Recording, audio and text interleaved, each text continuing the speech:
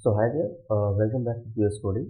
In the last episode of building our own Redis server in Golang, we discussed about what is the REST protocol, how are we going to use REST protocol to interact with the Redis server, how to accept connections and how to interpret the commands. Today in this video, we'll try to implement the set, get and delete method onto our Redis server. So let's get started on it. First of all, we need some data store where we are going to store the values, the key value pairs which we are going to have.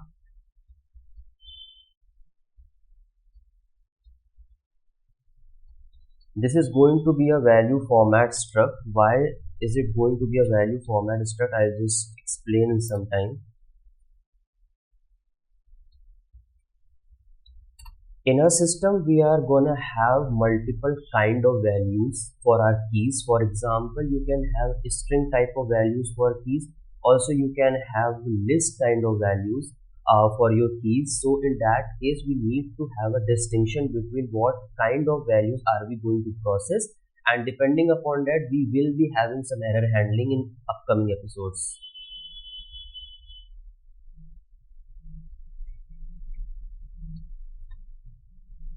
So we are going to keep the value to be of any type. That is why we are declaring it as an interface, because we want to accept any kind of a value for a key. It can be a string type, it can be a list type, it can be any other type. So that is what our data store is gonna look like. Once this is finalized, now we can start making our set handler. So we'll be switching to our handlers. We can follow the same convention which we are going to have for command.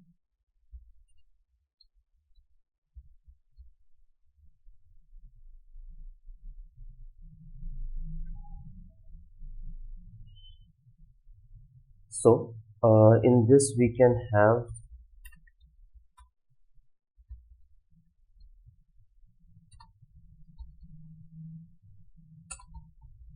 like this. So just to clarify this, why are we having this kind of a structure? This is because the arguments which will be passed from the client, in our case Redis CLI, to our server, for every method you are gonna have different kind of arguments, but always those arguments are gonna be of a string type. So we are bound to have the slice of string as a number of arguments after the method. That is the reason we are trying to accept all the arguments in slice of string. Also, from our server, irrespective of whether you are having an error, you are having a valid response, you are having a string response, you are having a numeric response or an array response, it is always going to be sent in a form of a string. That is why we are always keeping the response type as a string. Okay. Once this is done, we can add this handler onto the set, so that if a set method is encountered, this handler can be called. Now what we can do is we should just a second. First we need to grab the key from the arguments which will be in the 0th index, which is the first index basically. Once that is done, we are going to have the key and the value pair. We are going to set these something like this. Now the value type in the case of set is always a string. You cannot set any other kind of a value. That is why we are going to keep this particular value type as string. So for this, let me keep one more constant here.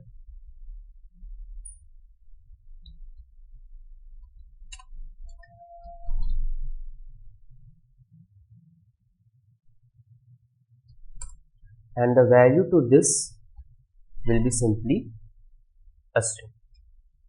As I just told you while I was explaining the REST protocol, we are going to send a OK response in this case. This is not going to require your numeric or a string kind of a different response.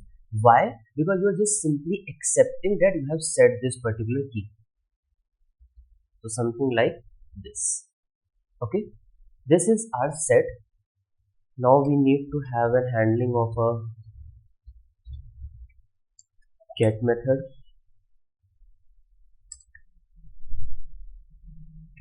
So let's keep everything as it is. We can copy this and we can change this.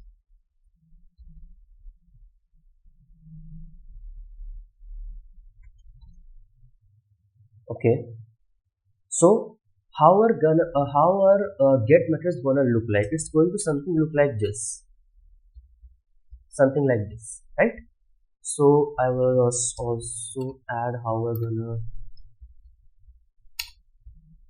something like this set is gonna look like, and this is how our get is gonna look like. So we just need the key in this case. We don't need a value.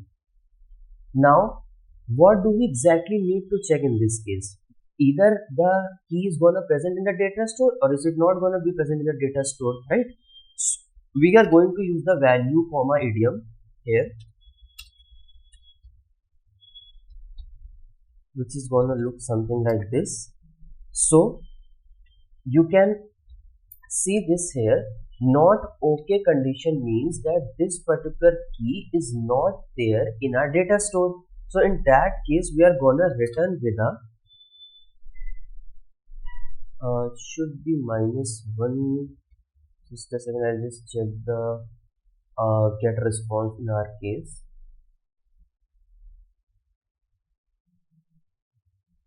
This moment, got it. So it will be a $-1. Once that is done,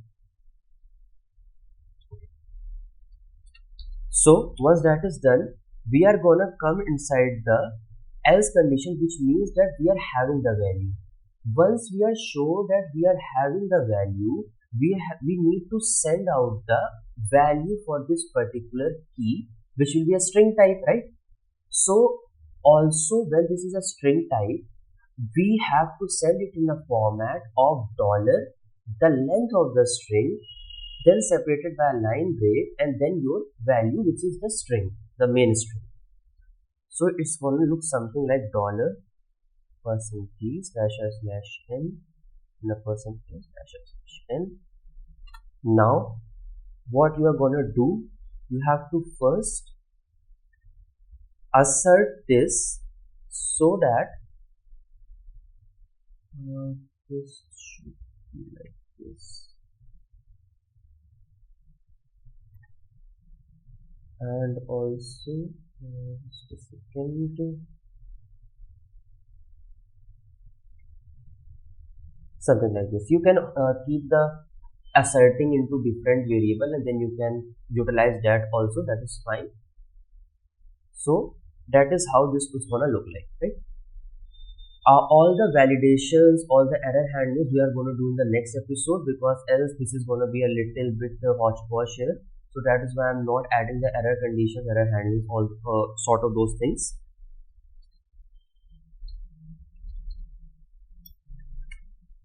So let's add the delete handler as well.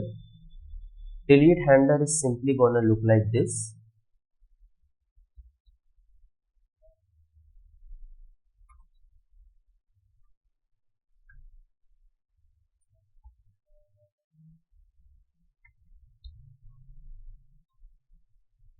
So in this case, you want to delete all the keys which you are getting as the part of the arguments. So in this case, we are gonna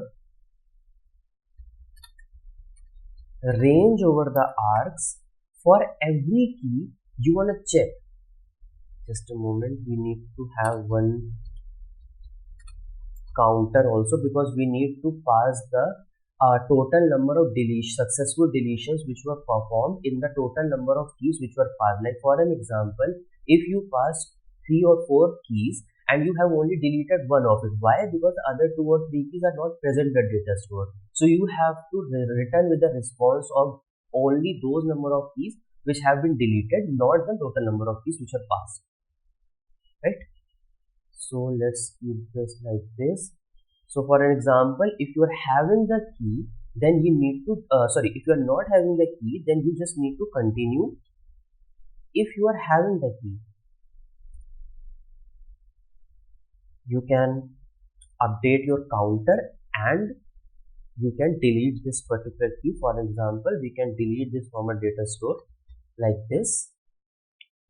So once that is done, we can again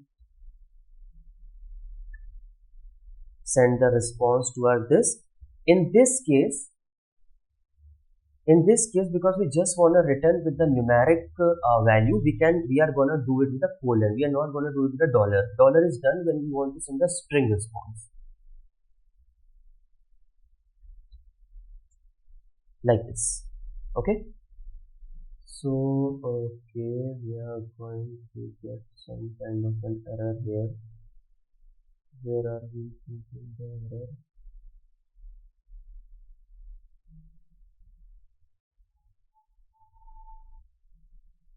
Okay, so the thing is that because we don't need the value, we need to keep it as a underscore. We don't need it. And in Golang, if you are not using a variable, it is going to give an error. You won't be able to run it. So this is simply how a set get and delete with no validation, with a simple functioning is going to look like. So let's try to run this server and see whether everything is working fine or not.